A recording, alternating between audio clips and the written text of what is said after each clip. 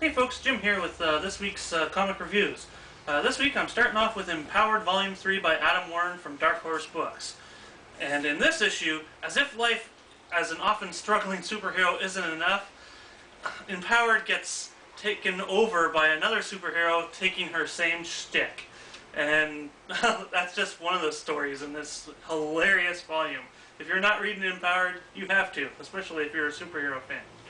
Next up, Shanda the Pand number 47. In this issue, Shanda tries to figure out who's stealing from the theater, and Quinn joins Perry and Rainbow in the shrine. Great issue, a beautiful art by Kit Mori, and if you're not reading this and are a furry fan, go pick it up. Number 3, Ninja High School 158. Wow, 2 good issues in a row. Something's wrong here. In this issue, Tetsuo and Nanashi adjust to life in an ancient hidden library, and a face from the past makes a terrifying return. Again, a really good issue. I'm really surprised how good Ninja High School is getting again. Good job, Ben and Robbie.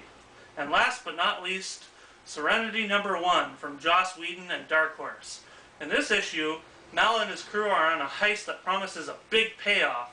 The surprising part is the heist may just make good on that promise. Unfortunately, the book doesn't make good on the promise of being good.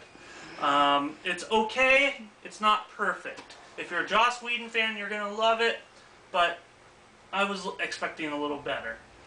But not bad overall.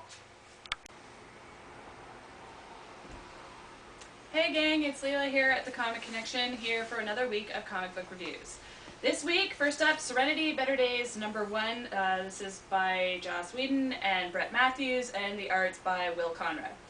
I'll just say that I'm a big Joss Whedon fan, but I've never really been a big fan of Serenity. I don't like the whole space cowboy thing, so, you know, I've never really understood it. But I have to say that this comic really didn't help.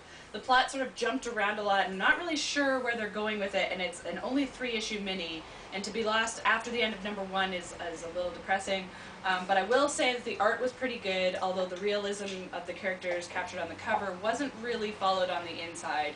But it's a promising read, and I will read number 2 just to see. Next up, we have the Lone Ranger Tonto. This is from Dynamite Entertainment. It's by Brett Matthews and John Abrams, and Mario Guevara does the art. It's a pretty good story. It's your basic morality tale that you can come to expect from sort of Lone Ranger kind of comic books, that whole mythos that's there. The art was awesome for me. It served the story really well, so if you are a Lone Ranger fan, then you should definitely pick this one up. And last but not least, The Last Defenders. This is number 1 of 6. This is from Marvel, written by Joe Casey and Keith Giffen, and art by Jim Muniz. In this issue, Tony Stark assembles a new Defenders as part of the 50-state initiative plan. So this new team will represent New Jersey. The new team members are Nighthawk, Colossus, Blazing Skull, and She-Hulk. On their first mission out, things go a little bit lumpy, but this couldn't be the worst that might happen to them, as there seems to be a mysterious puppet master in the wings claiming to control their destiny. So I'm really interested to see where this one goes. Pick it up.